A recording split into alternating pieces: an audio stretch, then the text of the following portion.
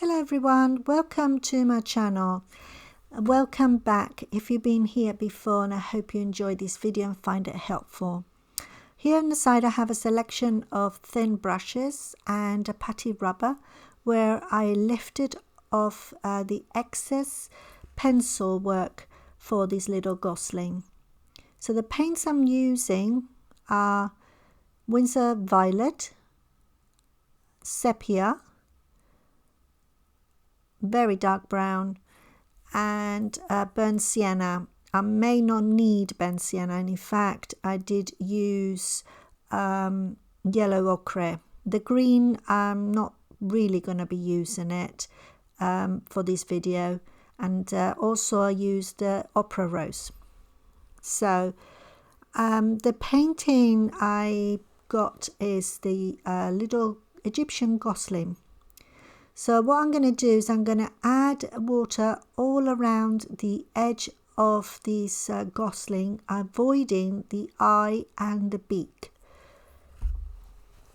So what I want to achieve is a very fluffy Gosling. So the water is going outside the edge of that pencil. Not massively outside, just enough so I can work with that. It's also a good idea to erase as much pencil as you can, because when you place the lightest color, you won't see that pencil underneath it. So I'm using the size 1. It's supposed to be, yeah, the size 1, and it is the round brush size 1. It's a very small tip and very thin, so it's great for this work, and I truly enjoy using this brush. It's really good.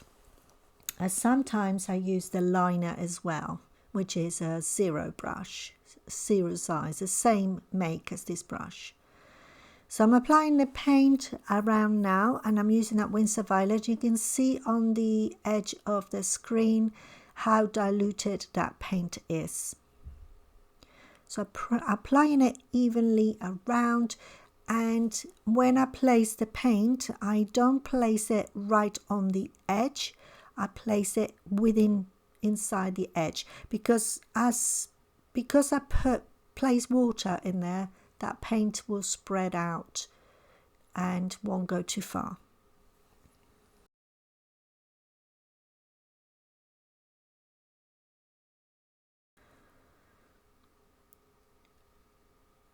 Okay, so what I'm showing is underneath that area, I'm going over again with a thicker consistency because I applied the lighter section of the paint. Now I'm going over again on the same sections, but applying it again so it becomes darker, and it's just to show features where the feathers are going, where indentations and layers are, just to start shaping the bird. So I'm continuing adding this Winsor Violet and using my reference photo for guidance to where those darker sections are, and I'm applying layers of it. So always when I do this, I pay close attention to how the direction of the feathers, how they are on the reference photo, which direction they're going. So I replicate and try to replicate that as I'm painting the painting.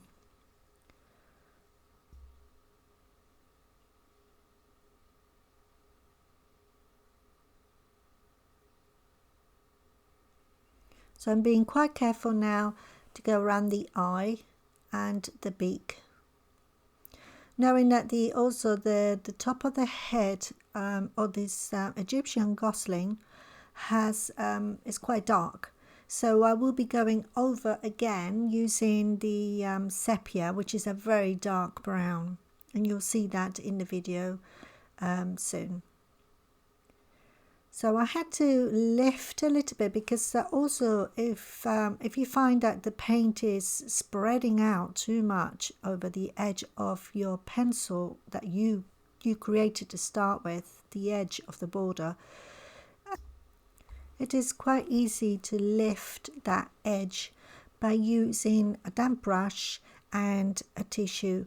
So you just dab it to where you want the paint to end, and using the tissue to lift it and to dry that paper. And you'll find that the paint actually does lift off. It's quite easily to do. Best way is to try these techniques, and you always enjoy the learning process and what teaches you how to do it. So not a good idea to scrub with the brush, just to brush it lightly, because you don't need to. It's very light, the colours. So anyway, I'm using now a Payne's Grey, and what I'm going to do is apply this to the lower part of the bird. So here is where it's much darker, so it's darker, and there are shadows where the feathers are overlapping each other. So I'm using this Payne's Grey to work on those sections, on the darker sections that I see on the bird now. I did use some of the Winsor Violet as well, so I already know where these sections are, but I want to go darker and darker. In this video I'm going to show you not only how I painted this beautiful Egyptian Gosling, but I'm also going to give you a little bit of a few clips showing you a place that I went to visit this week, and it's a place local to where I live, and it's a nature reserve that I used to take my kids when they were younger, and we had very fond memories of time we spent there. So my husband and I and my dog revisit this place, and also we decided on the same day to go to a National Trust, which is not too far from where I live, called the Vine. And we love nature reserves, National Trust, and nature reserves. But the National Trust, we're members, and we use it quite a lot. There's so many interesting places and beautiful gardens.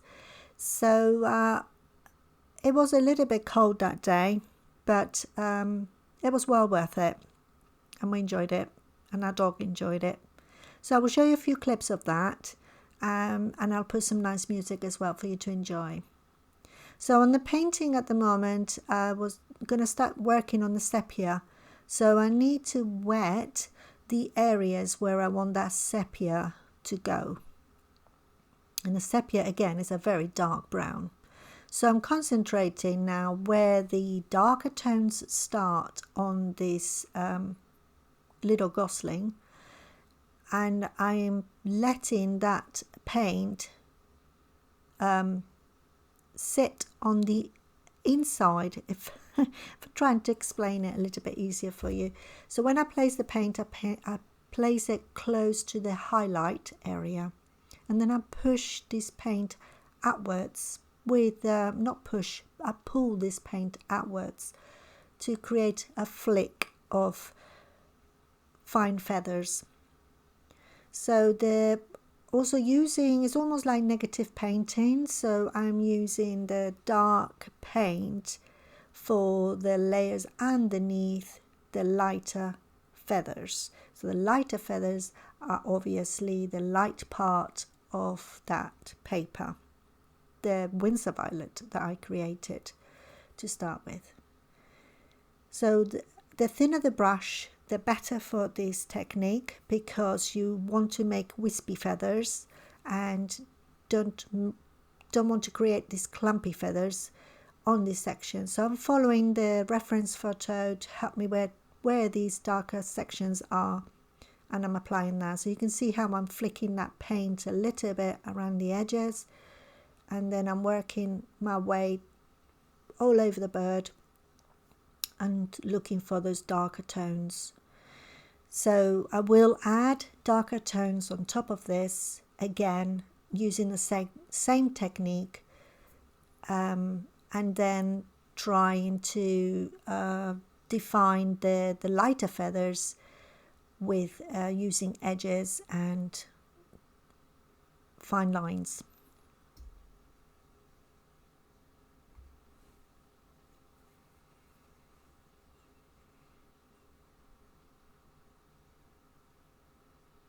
So I'm going again now. You can see I'm still applying the paint. My paint that I'm using for this is still quite diluted because this is actually my second layer now.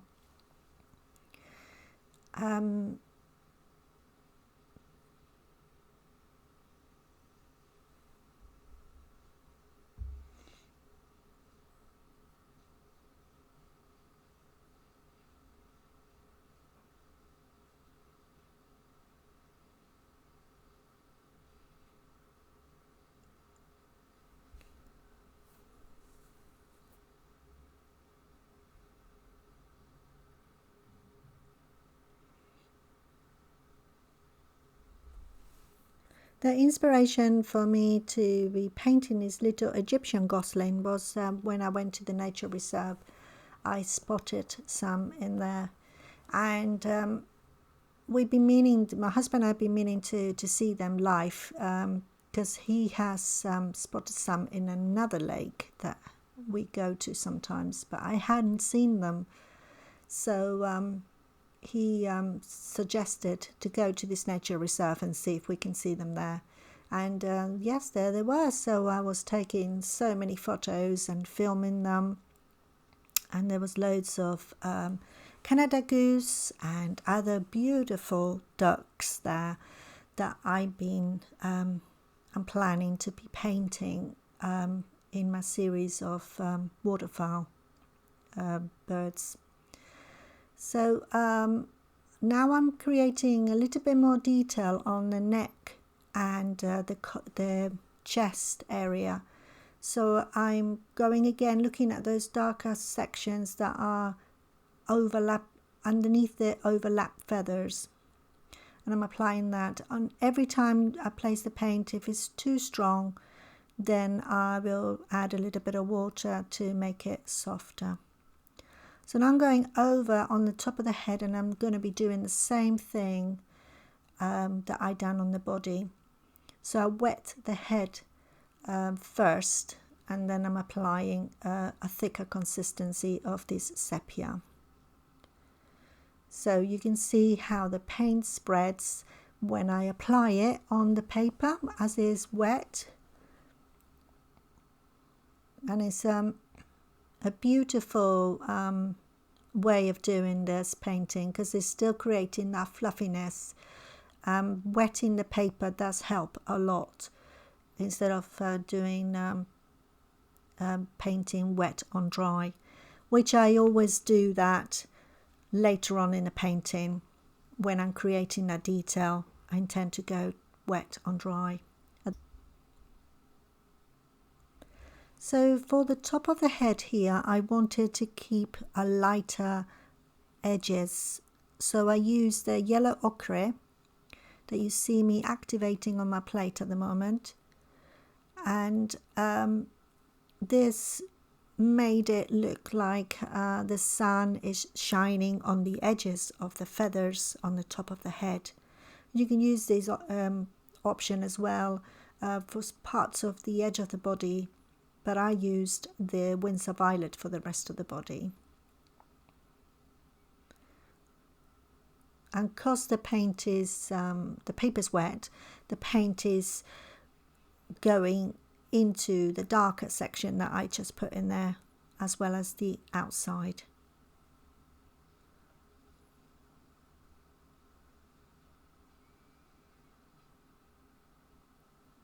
So it's always easy to lift a little bit of excess paint if it goes too far by cleaning the brush and making sure that it's not soaping wet, just damp. Then you can push that paint away as you're lifting it, and as you're doing that, then you clean the brush on the paper and go over it again if you need to.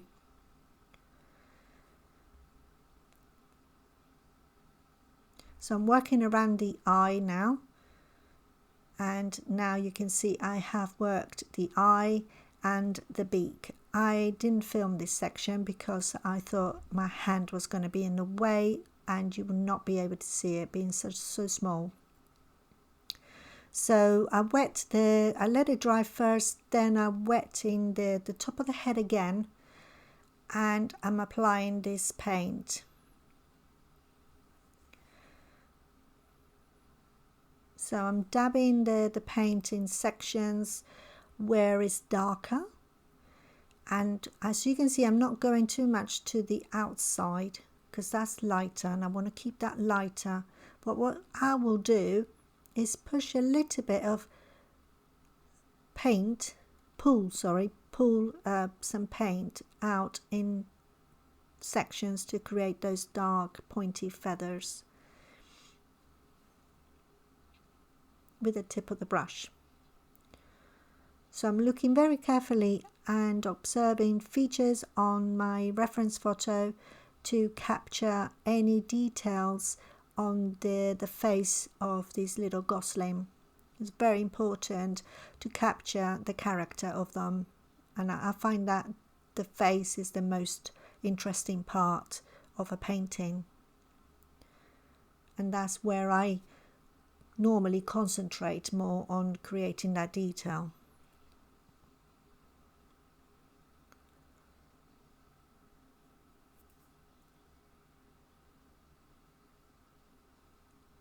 Okay, so you can see how this paint is spreading beautifully now, and is spreading exactly where I placed those sections to start with. So you can see the edges are spiking outwards a bit, but it's not going too far out of that edge.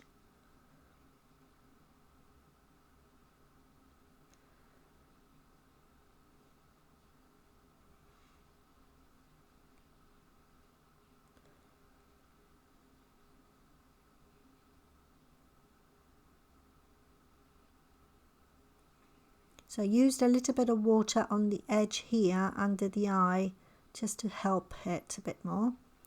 Then I'm going over now and I'm let that dry obviously, and now I'm going to do the same thing on the body.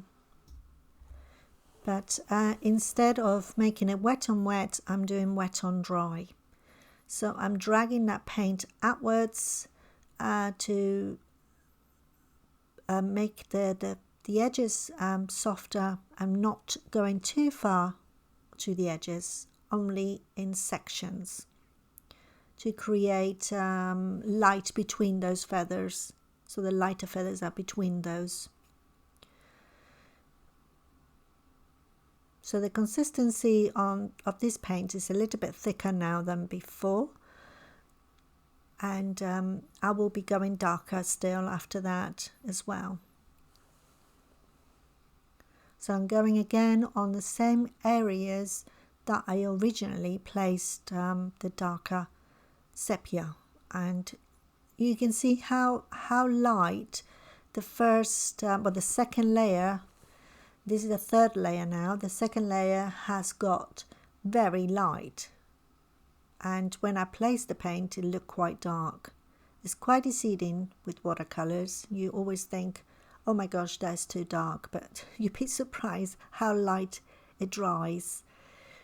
So don't be scared to apply a bit darker. So you need more contrast, but obviously start with layers because that helps you a lot to figure out, oh, it needs to be going a bit darker.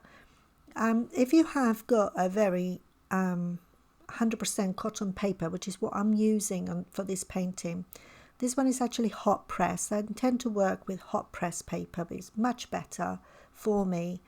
I enjoy it more. The cotton paper is very good, it's very absorbent, and it works wonders with watercolors. So you are able to create as many layers as you can. It does take it, so it's brilliant for that. Hot press paper comes different makes. I mean, the one I'm using at the moment is a Fabriano Artistico, which is an Italian paper, and I get this one from Jackson's Art Supplies. But you can use Arches, or there's other makes as well. So I'm working darker again. I'm picking up that very dark paint and going on those sections underneath the feathers, and also using it for defining the lighter feathers, to making them the edges a little bit more prominent. So I'm following the pattern around, and looking where they are, and also the reference photo for guidance, because there might have been sections that I didn't spot to start with, and that happens a lot when you're painting. You miss out something and then think, oh, I didn't see that, but that's fine. I mean, it's not a problem. You just gotta keep on working on it and keep on looking at the reference photo, and that will help you. So you can see now I've jumped ahead, and I have created so much detail on these feathers. I also applied a little bit of the blue. It was Payne's Grey I used on the feathers below, and also I did add a little bit of Winsor Violet because I wanted to capture a little bit of light colour, a nice colours that from the base to bring it out again. So the next section has got a big shadow underneath the chin, underneath the neck. There's a shadow, so I'm trying to replicate that.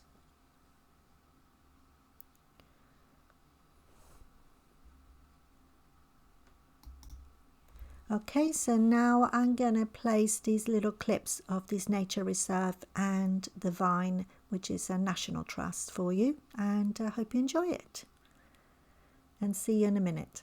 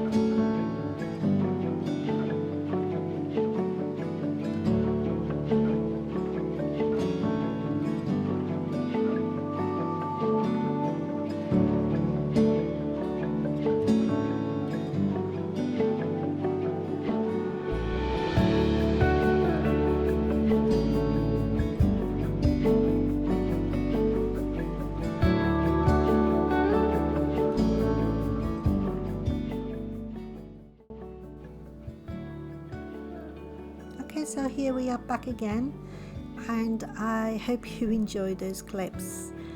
I love to put a little bit of different things in what I do apart from my painting. I love going for walks and to see nature and to be out there in the fresh air. It's great. So the painting now has progressed a lot. So now I'm trying to break away those light feathers that I left behind.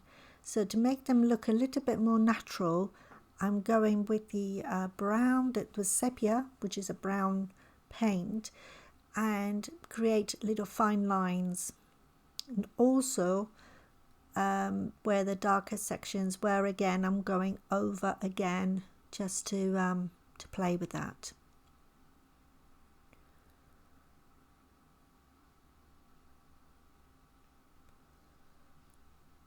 So what I'm going to do is I'm going to give you a little bit of music now, and I'm going to let you enjoy the rest of this video. And I just want to say thank you very much for following my art journey so far. I hope you find these videos very helpful and learn some tips and techniques from this. It'd be fantastic if you give it a thumbs up and subscribe to my channel if you haven't done so yet.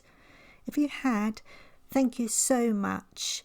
You will receive notifications when I upload new content. So till then, thank you very much again and see you soon. Bye bye.